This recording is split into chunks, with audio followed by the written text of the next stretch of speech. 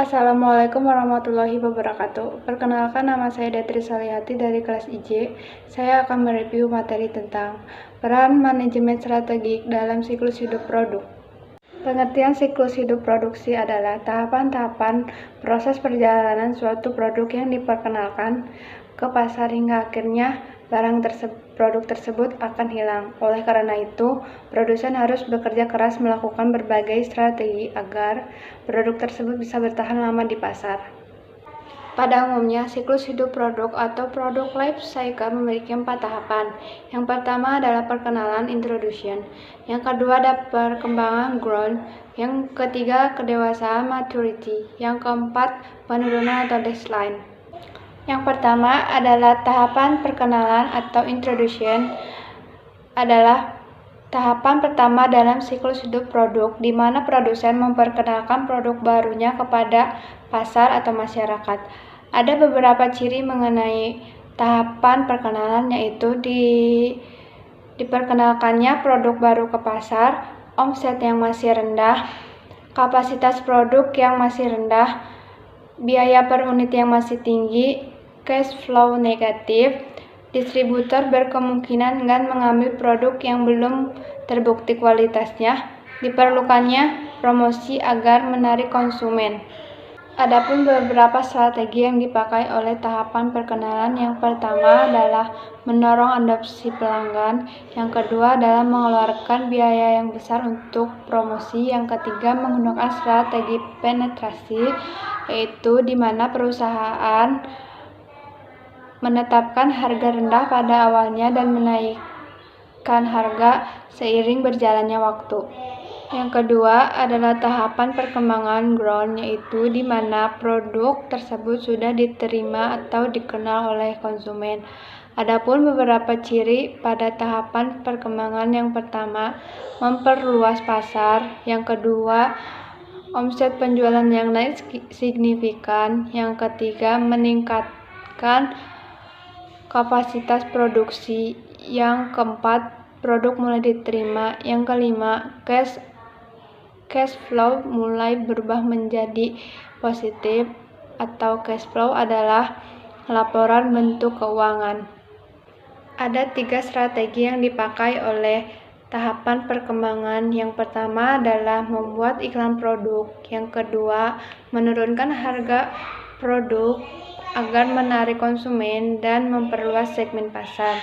Yang ketiga adalah masih mengeluarkan biaya promosi. Yang ketiga, pada tahap kedewasaan (maturity), omset penjualan sebuah produk akan semakin menurun. Oleh sebab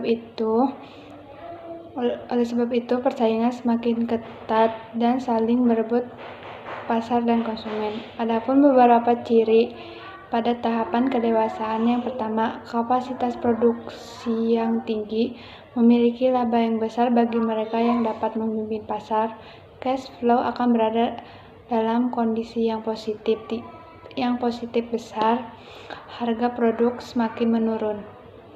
Adapun beberapa strategi yang dipakai oleh tahapan kedewasaan, yang pertama memperbaiki dan memodifikasi produk dan memperbanyak pilihan seperti model, rasa, dan varian.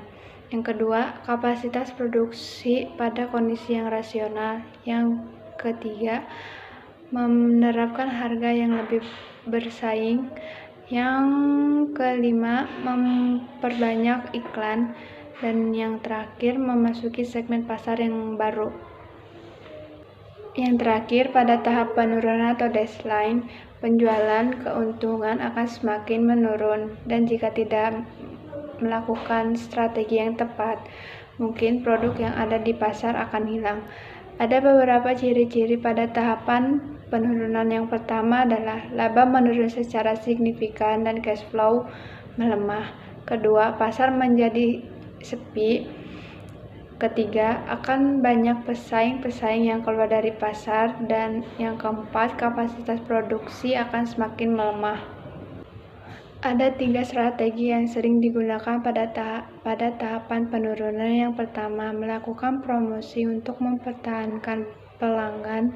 Yang kedua, mempersempit saluran distribusi. Yang ketiga, menurunkan harga uang untuk menjaga daya saing. Yang terakhir adalah strategi ekstensi atau perpanjangan, yaitu untuk memperpanjang umur suatu produk. Strategi-strategi yang sering dilakukan oleh produsen agar memperlambat produk memasuki tahapan penurunan di antaranya yaitu yang pertama, periklanan, mencoba untuk mengundang pengguna baru dan mengingat pengguna lama. Yang kedua adalah menurunkan harga, berusaha untuk menarik konsumen baru. Yang ketiga adalah penambahan nilai atau adding value, menambahkan fitur pada kemasan produk. Yang keempat, menjelajahi pasar-pasar baru dan mengirimkan produk ke luar negeri. Yang kelima adalah memperbaharui kemasan, menggantikan kemasan pada produk dengan kemasan yang lebih baru atau yang lebih kreatif. Sekian tugas review dari saya. Mohon maaf bila ada kesalahan kata, karena manusia tidak luput dari kesalahan. Ditutup. Wabillahi taufiq wal hidayah. Wassalamualaikum warahmatullahi wabarakatuh.